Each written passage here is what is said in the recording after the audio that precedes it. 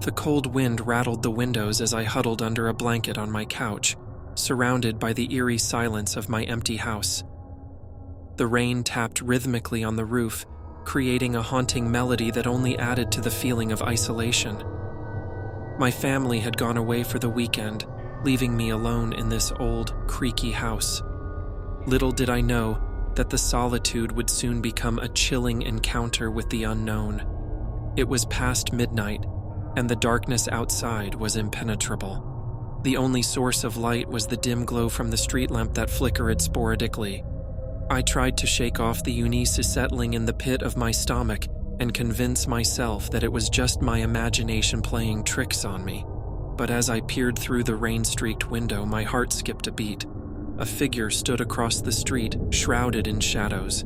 It was barely discernible, but the outline of a person was unmistakable. I strained my eyes, attempting to make out any details, but the darkness clung to them like a sinister cloak.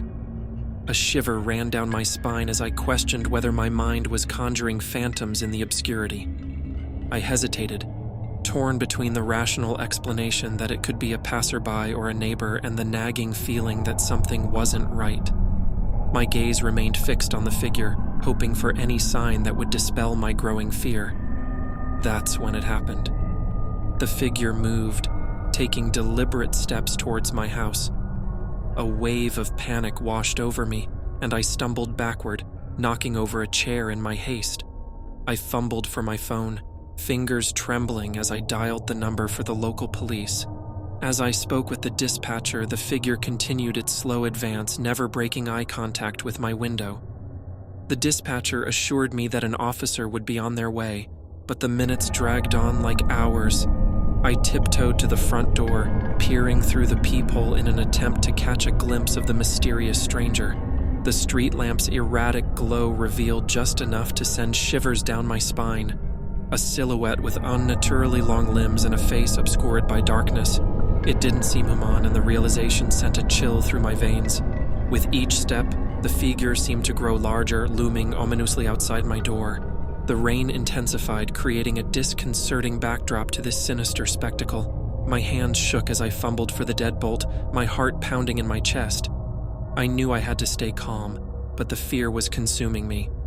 As the door creaked open, I was met with the frigid gust of wind and the sound of raindrops splattering against the porch. The figure was gone. I stepped cautiously onto the porch, scanning the surroundings, but there was no trace of anyone. My breath hitched as I considered the possibility that the intruder was still lurking nearby, hidden in the shadows. A sudden gust of wind slammed the door shut behind me, jolting me back to the reality of my vulnerable state. I rushed back inside, locking the door with trembling hands. The dispatcher's voice crackled through the phone, assuring me that the police were en route. I clung to the phone, my only lifeline in this nightmare. As I waited in the dimly lit living room, the silence became deafening. Every creak and groan of the old house felt like a sinister whisper, heightening my paranoia. The minutes dragged on, stretching into an eternity, until the distant wail of sirens pierced the night. Relief washed over me as the sound drew nearer. The police arrived, their flashlights cutting through the darkness as they scanned the surroundings.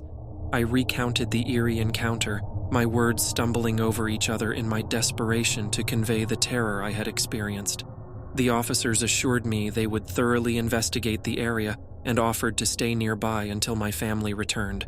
Days passed, and the incident became a haunting memory etched into the fabric of my solitude. The police found no evidence of the mysterious figure, and my family returned, oblivious to the chilling events that had unfolded in their absence. But the unease lingered, an invisible specter haunting the corners of my mind. I never discovered the true identity of the figure that had visited me that fateful night. Was it a mere figment of my imagination, fueled by the isolation and the darkness? Or did I glimpse something otherworldly, a manifestation of the unknown that exists beyond the veil of our comprehension? The questions remained unanswered, leaving me with an unsettling awareness that some mysteries are better left unsolved.